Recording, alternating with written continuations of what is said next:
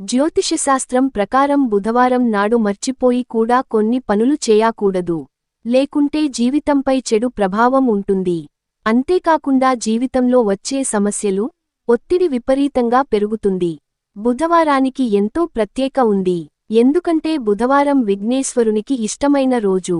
కాబట్టి ఈ రోజు ఏ పనులు చేయాలి, ఏవి చేయకూడదో మీకు తెలియజేయనున్నాం.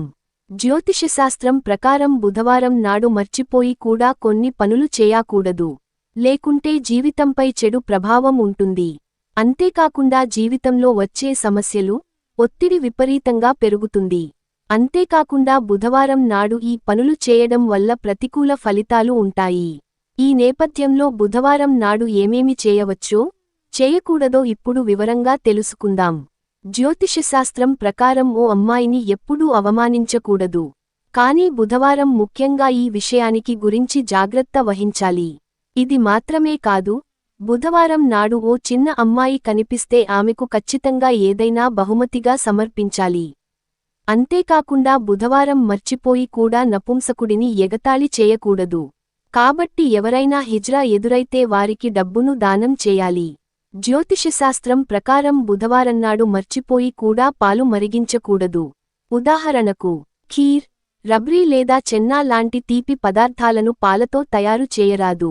మీరు జీవితంలో పెరుగుతున్న ఉద్రిక్తత మరియు ఒత్తిడి తగ్గించాలనుకుంటే బుధవారం నాడు పప్పు ధాన్యాలు, పచ్చి ధనియాలు, పాలకూర, ఆవాలు, ఆకుకూరలు, పచ్చి మిరపకాయలు, బొప్పాయి, జామ పండ్లు కొనుగోలు చేయకూడదు. ఇది కాకుండా జుట్టుకు సంబంధించిన వస్తువులు కొనుగోలు చేయకూడదు, విక్రయించకూడదు. జ్యోతిషశాస్త్రం ప్రకారం మగవారు బుధవారం వారి అత్తమామల ఇంటికి వెళ్లకూడదు. బుధవారం నాడు ఏ విధమైన ప్రయాణం చేయడం హానికరమని నమ్ముతారు. బుధుడు అశుభకరంగా ఉంటే ప్రమాదం లేదా ఏదైనా చెడు సంఘటన పెరిగే అవకాశం కూడా పెరుగుతుంది. ఇది కాకుండా అత్త, కోడలు లేదా వివాహం చేసుకున్న సోదరి, కుమార్తెలను బుధవారం ఆహ్వానించకూడదు.